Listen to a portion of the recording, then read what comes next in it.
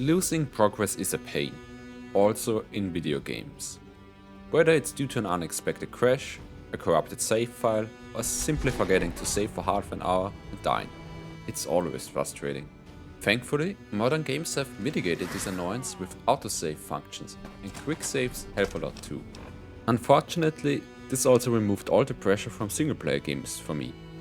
I developed the habit of quick saving every 15 seconds or so.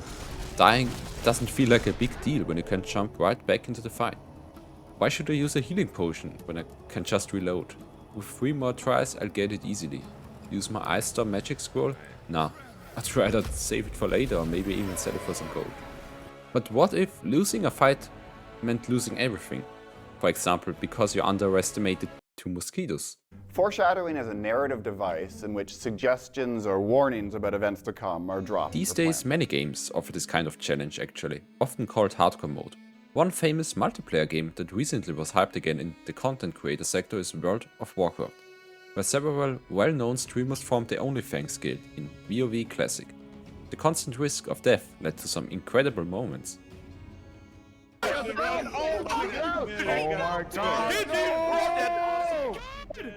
For me, Baldur's Gate 3 really stood out in this regard.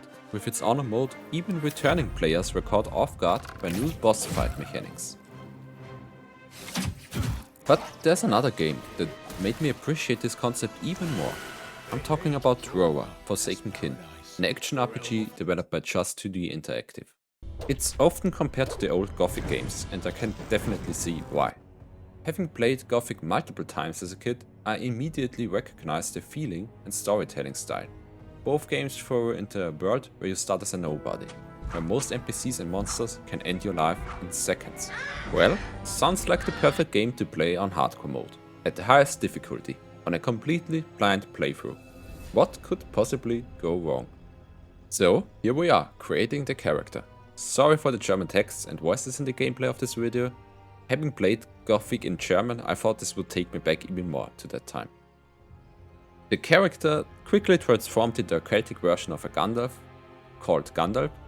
Main difference being that the Gandalf of Lord of the Rings is a powerful wizard. Gandalf, however, not so much for now. We select the difficulty Insane, where we receive 50% more damage and deal out 20% less. Then we select Hardcore mode and the adventure begins. Was haben Sie vor? Du entscheidest dich, ihnen zu folgen.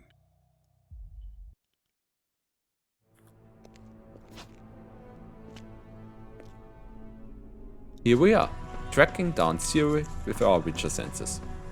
Oops, sorry, wrong game.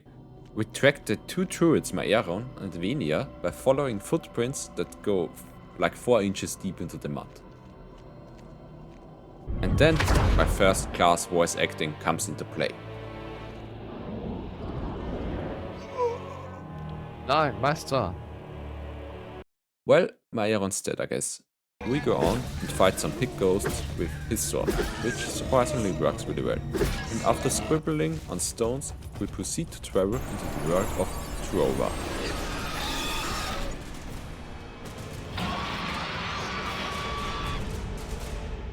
But no one wished us safe travels before, so we ended up getting hurt a bit. And unfortunately for Venia, she got hurt more than just a bit, and her journey ends here. Therefore, we have to go on alone and are tasked to bring this ominous red crystal to a city called Nemeton. A bit north we collect some things, and I avoid being jumpscared like a loser again, the way I was hours ago when testing my hardware.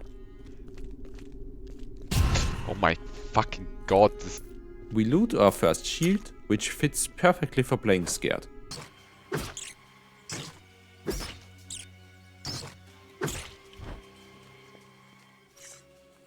Class back house.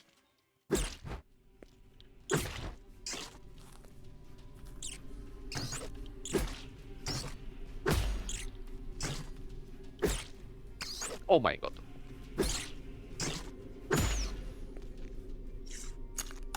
Then, after killing our first 2 enemies, we try to split up a duo by borrowing one of them so that he just leaves. With this, we pick them up one by one. And as a reward, we find a two-handed axe, which may be more risky to use in a fight, but excels in range. And then we loot another unfortunate soul's body and hope that we do not join them soon. We meet Asmus, who tells us about a nearby woodcutter camp Here. and gives us a map ordered from Wish. But hey, it is better than nothing. On a more serious note, I really appreciate the detail that one needs ink first before being able to mark something on the map. And this concludes the prologue and starts chapter 1, The Arrival. And the new chapter also means new dangers. Here we find our first mosquito enemy. And note how the rest are lying dead on the ground in the corner here. I still don't know whether it was the case. After blocking the first hit, I thought it applies a poison which deals damage. Actually, it seems it's only a slow, but this scared me a bit at the time, and I switched to the X.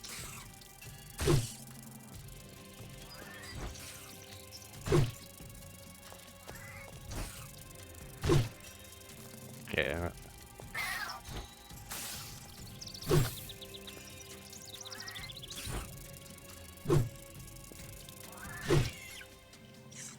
My cat decides to offer me some moral support, and we find several wounded enemies, which we can finish quite easy. Nearly at level 2, we find the woodcutter's camp. And as introduction I got scared by a digital cat.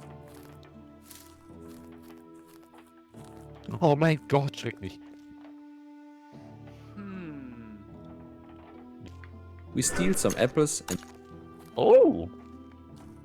sleep in a bed before even talking to a human there. Darf mir mal kurz? Then we meet Agilo, who sends us to the boss Kengitz.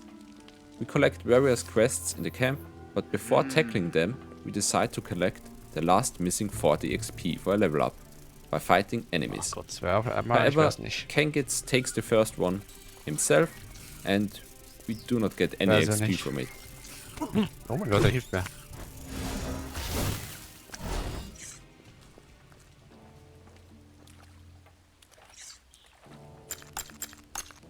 Hat der einfach beide gekillt? Now, it is shown that there's still a big gap between his and our power level.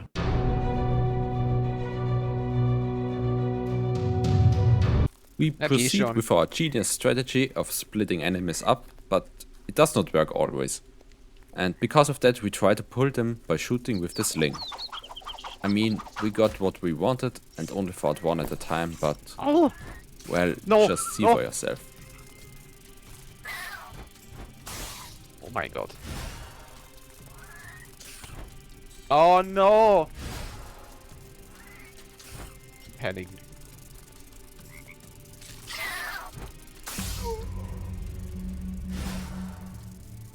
Fuck. So it ends, the story of Gandalf. But with the end of his journey another one starts. The story of Gandalf II, the Grey. And as keepsake, we chose the Ring of Strength this time, which in turn increases our physical damage while equipped.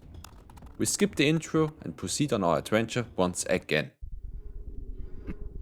The first fights now go a lot smoother already also, and I felt confident enough to take on 2 enemies at once. This is actually my first proper YouTube video, so if you enjoyed it so far, please hit the like button and maybe consider subscribing.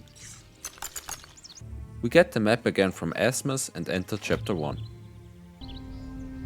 But now, as we walk down the path, we can see that something is different than before. Ihr Gegner? Where last time only one mosquito was alive, we now have a whole group of 4 enemies before us. So it seems we have to get back to our preferred strategy.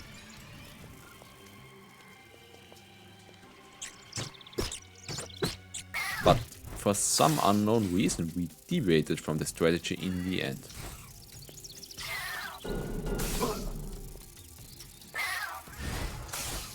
Oh no.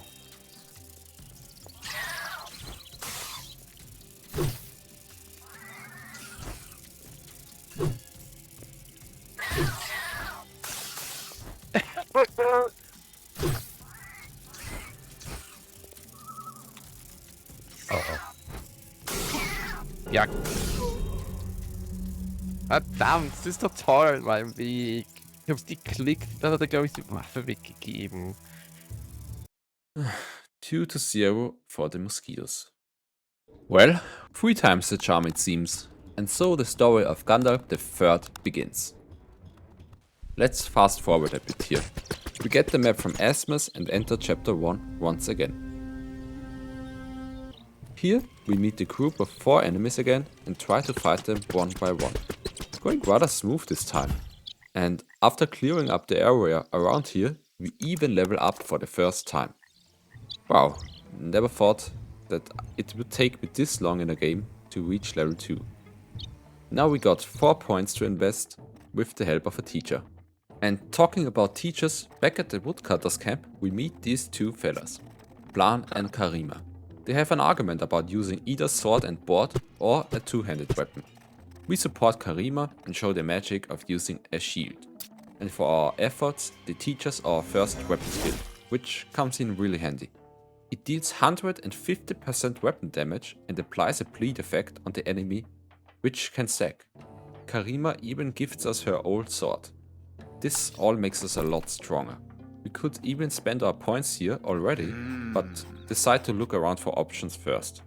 We will come back later. The next minutes are filled with talking to the people of the camp. And most importantly, we meet the Chet Kangits again, asking us to get his people to work on the broken bridge in the east. For this he promises us proper clothes, meaning we would have at least a bit of defense. One of the woodcutters however is missing and we have to look for her in the wilds. And there we get to try our new ability. Not bad at all. But after some fights we decided it is time to spend our points, and in strength they go. This bumps our damage up by 14%. We clear out the enemies in the wilds and heal up at camp every time we take damage, playing it really safe and saving up on healing items. Then we meet up with Laera and Yendrik, telling them to go work on the bridge. Both need a bit of help first however. Dumbas back in the camp shows us how to make a healing salve, which we can give to Laera to complete her quest. Also, it is a really good early game healing item, which we use a lot. It heals 40 HP over a short time and is basically all of our health at this point. With Yendrik we cut some wood and even receive 1 free strength upgrade to our stats, plus a new ability called Spur. Also, we track down an apple thief and recruit him to work on the bridge. How would a person fall so low to steal apples from here? Our new level is invested into our first one-handed sword talent, increasing our damage by 10% and giving us a new ability. And for now, we are done here with the woodcutters camp and travel to the west, where a place called the Remnants camp is located. On the way, we find our first wolf. He deals us a bit of damage, but no wolf could ever kill us so easy. Foreshadowing is a narrative device in which And so we go on our path to the Remnants. On the way we find this fella who sells us a map, which we buy on credit. This surely won't bite us in the ass later. We also bought some ink from him and now we have a beautiful map where we can mark locations. On the left side of the map we can see the Remnants camp. Something I forgot to mention is that we also received new clothes from the woodcutters already. And in this fight we see what difference this already makes. As you can see, the gear is very important in Drova. This also gives us a lot of confidence and we manage the next fights with ease.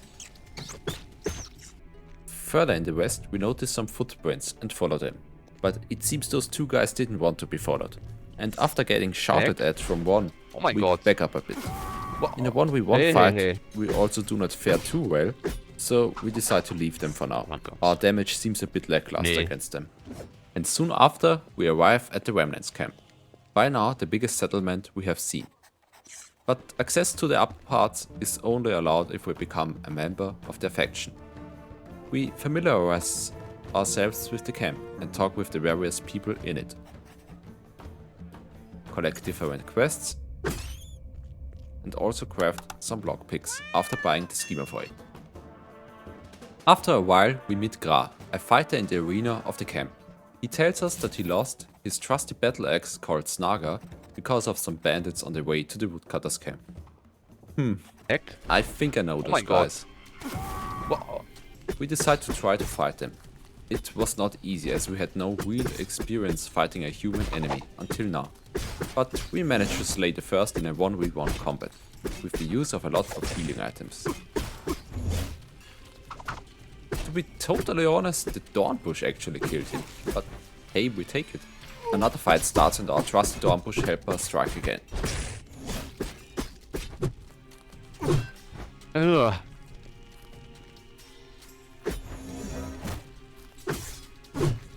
Okay. Hey, stop. In the end segment of the fight, I really did not want to spend another healing item because we only needed a few hits to win. Kinda like when you get greedy in Dark Souls or Elden Ring as the boss only has 1 HP left and you want to get the last hit in, even though you know that the timing is not right. Lucky for us, we managed to survive and slay our foe. We loot Boah, 2 stressig. detonating traps and find Snaga. Doch, Snaga. And when looting the traps, I already have something in mind. In the south part of the Remnants camp were 2 aggressive bandits, perfect foes to try these bad boys out.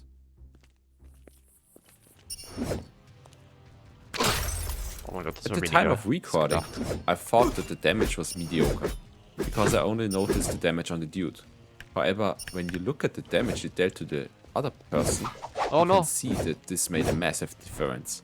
And so we could kill her Okay, easily nice. with the use of our only magic missile scroll.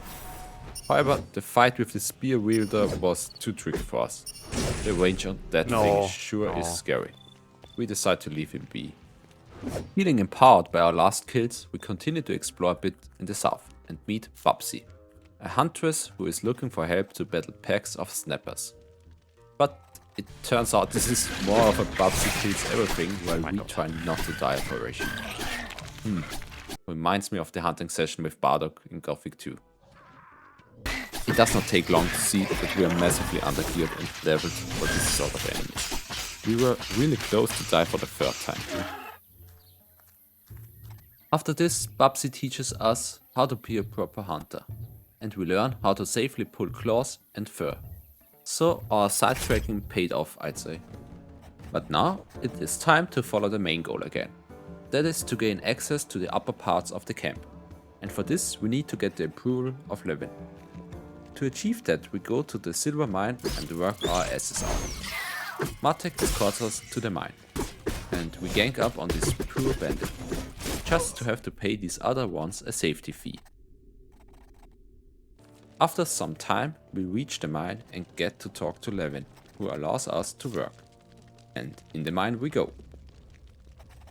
After introducing ourselves to fellow miners, we meet this nice guy who tells us that we should rest in one of the nearby beds, only to demand 10 silver as payment the moment we wake up again. This kinda reminds me of the rose scammers in big cities who press a rose into your hand and then immediately demand money for it. Difference is, however, that this guy here beats us up if we don't pay. Joke's on you, Mercel, we only had 5 silver to begin with. Oh man, the guards in this mine are bullies. I sometimes try to avoid meeting with some of them so that we don't have to pay silver again. But the other miners are nice. We help some with their problems and in return learn from them the correct way of mining. Meaning we get more ore of veins. But also some of the miners want to steal our silver. However, they give up on their plans rather quick. I skip forward a bit here now. After some time in the mine, we manage to get into the deeper levels, but find ourselves stuck with Yendra and Ella after the mine partly collapses. And to make matters worse, Yendra, the only one who can be called a proper fighter, gets hurt. Now we have to get the group out of the mess. We fight some enemies, mine some silver, and then, as we have found a proper way out, we meet this rocky guy. Our first boss fight, so to say. It takes a while to beat it, and if we get hit, we take a lot of damage, but all in all, it's easier than I would have assumed. Ah!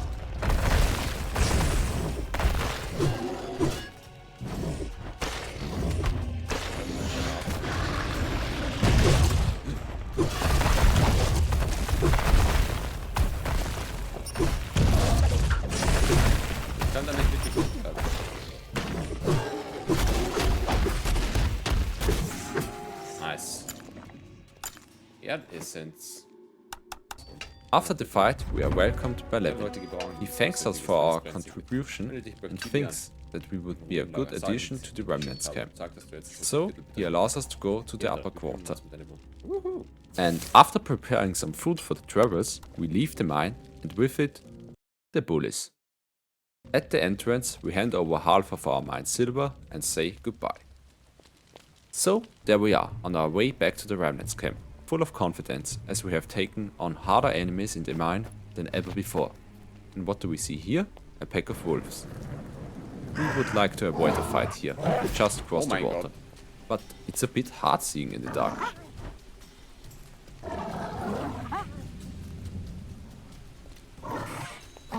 Ich seh einen Scheiß. Na! No. No.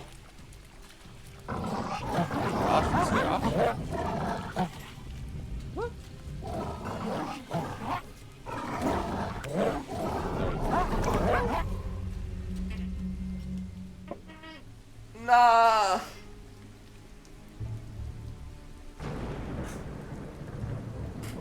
We die.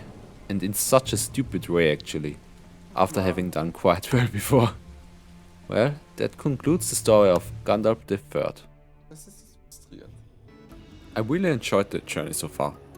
Playing in this way forced me to familiarize with the mechanics rather quick. But to be honest, I would like to see what the rest of the game is without having to repeat so much of it over and over. Therefore, I will probably play it without hardcore mode. But I will think of some form of limitation on saving. Maybe only allowing a save for each chapter or something. If you have a good idea, please tell me so in the comments. And if you also enjoyed the stories of Gandalf, then please click the like button and consider subscribing. Servus.